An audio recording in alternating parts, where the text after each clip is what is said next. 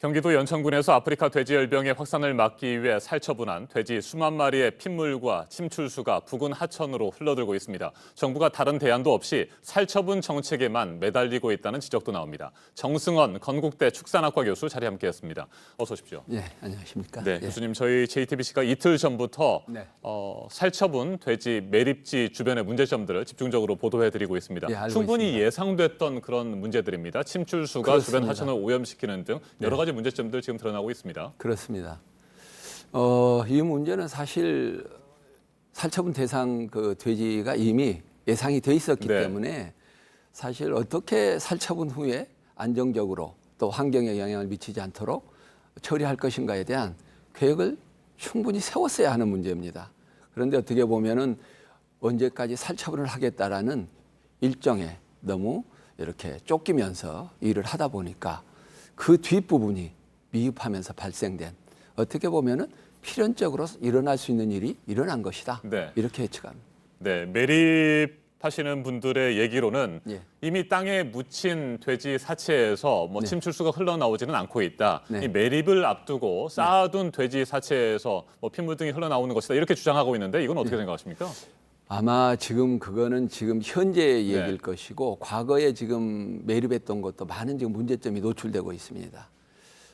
이거는 어떻게 보면은 우리가 지금 나와 있는 제도상으로 또 SOP상으로는 다 철저하게 잘 만들어져 있습니다.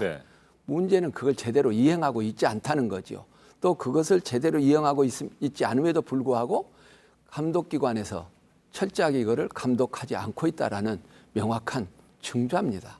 지금부터라도 환경부나 농식품부 또 지방자치단체에서는 원칙대로 제대로 준비해서 해나가도록 하지 않으면 이와 같은 일은 또 재발될 수 있을 것이다. 이렇게 생각을 합니다. 네, 2010년부터 지난해까지 8차례 구제역 사태를 경험하지 않았습니까? 그렇습니다. 그때에도 비슷한 문제들이 있었고요. 그런데도 이런 문제가 계속 반복되는 이유는 뭐라고 보십니까? 시간에 쫓기기 때문입니까? 아니면 예산 부분입니까? 그거는 꼭 예산의 문제가 아니고 어떻게 보면은 우리가 지금까지 해오던 우리 국민들 또 우리 정부 또 지자체의 어떤 처리 행태에 문제가 있다고 봐요. 어떤 문제가 생기면 그 문제를 언제까지 어떻게 처리해야 되겠다라는 목표 지상주의 또는 성과 외형주의 이런 게 매몰되다 보니까 부수적인 문제들에 대해서 많이 놓치고 있다는 거죠. 저는 지금부터라도 그런 문제는 고쳐나가야 되는 것이라고 생각을 해요. 네, 매몰지로부터 침출수가 유출돼서 말이죠. 주변 지하수를 오염시킬 뿐만 아니라 토양도 오염시키잖아요. 그렇습니다. 이 문제 심각하지 않습니까?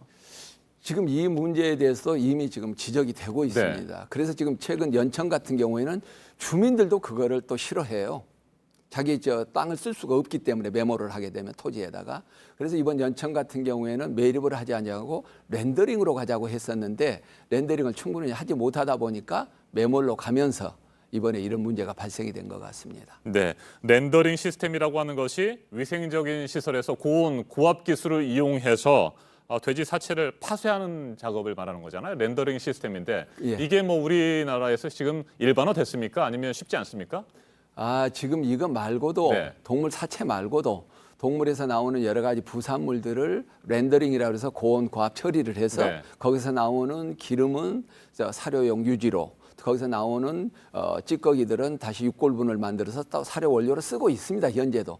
그런데 문제는 뭐냐면은 이 동물 질병에 의해서 발생된 동물 사체의 경우에는 장거리로 이송이 불가능하니까 결국은 지근 거리에서 처리를 해야 되는데 지금 연천 같은 경우는 한 군데 바로 옆에 또 그 포천의 한 군데 이 두 군데에서밖에 처리를 하지 않고 있다 보니까 발생되고 있는 동물 사체 대비 렌더링할 수 있는 능력이 떨어지면서 발생되는 문제라고 볼 수 있습니다. 시설이 부족하군요. 그렇습니다. 그렇다면 그 시설을 좀 더 보완하려고 하는 작업들이 진행이 되고 있습니까?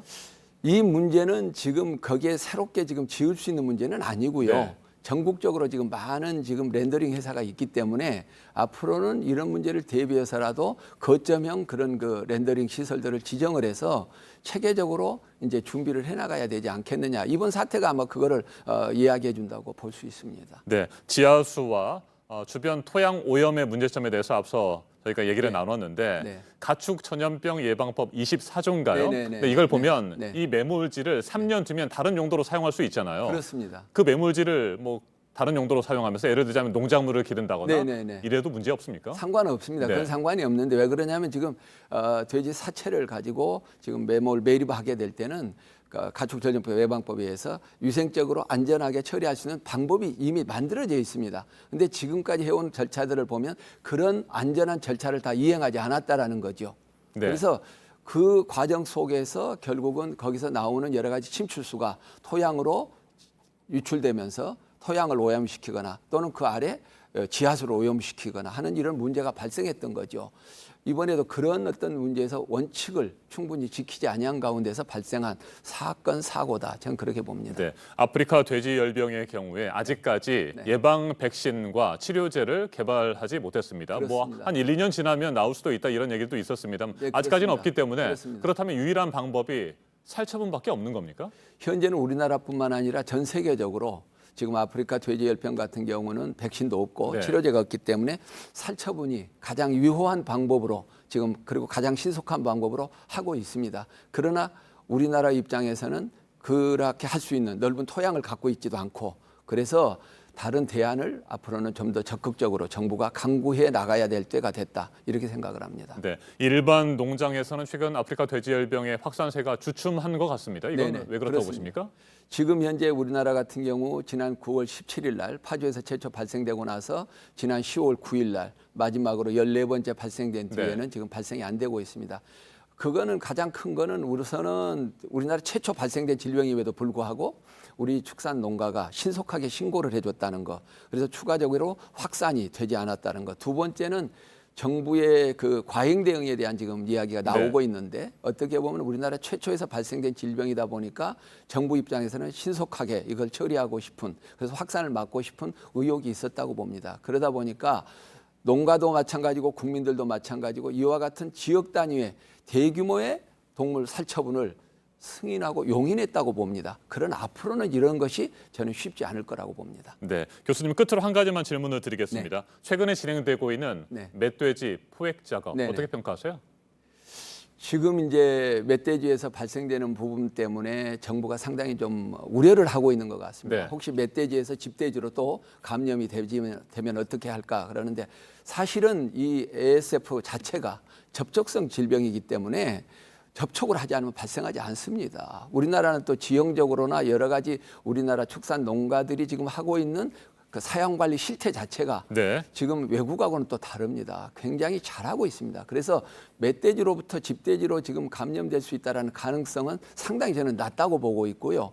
그럼에도 불구하고 지금 보면은 멧돼지 포획에다가 너무 많은 시간과 인력과 예산을 투입하고 있지 않는가. 네. 과학적이지도 않고 합리적이지도 않다. 그래서 지금 멧돼지에서 ASF가 발견이 확인된 지금 철원, 그다음에 연천, 파주 이 3개 지역을 중점적으로 해서 멧돼지를 포획 관리를 하고 나머지 지역은 평상시대로 관리를 해나가는 것이 저는 합리적이고 국민들에게 고통을 덜 줄 수 있다. 그래서 지금 현재 아직도 심각 단계를 유지하고 있는데 이제는 35일이 됐습니다. 집돼지에서 네. 발생이 안 된 지가. 이제는 정부도 과거 초기에 대응했던 그러한 과잉 대응에서 이제 한 발 물러서서 과학적이고 합리적이고 이성적인 어떤 대응을 해나갈 때가 되었다. 특히 우리 국민들에게 한 가지 당부하고 싶은 것은 지금 돼지고기 소비가 많이 줄어 있습니다. 근데 실질적으로 이것으로 인해서 오염된 돼지고기를 우리 국민들에게 공급될 가능성은 전혀 없습니다. 또 뿐만 아니라 ASF는 사람에게 인체 감염되지도 않습니다. 그럼에도 불구하고 좋아하는 돼지고기를 안 드시거나 또는 수입 돼지고기를 드시는 것은 우리나라의 어떤 식량 안보적 측면에서도 별로 바람직스럽지 않으니까 우리 국민들께서도 우리 돼지고기 많이 애용해 주시면 고맙겠습니다. 알겠습니다. 아프리카 돼지열병 사태 서둘러 수습을 하고 네. 그 이후에는 전반적으로 대응 방안에 대해서 재검토도 하고 논의를 진행해 볼 필요가 있는 것 같습니다. 그렇습니다. 지금까지 정승원 건국대 축산학과 교수였습니다. 말씀 잘 들었습니다. 네, 고맙습니다.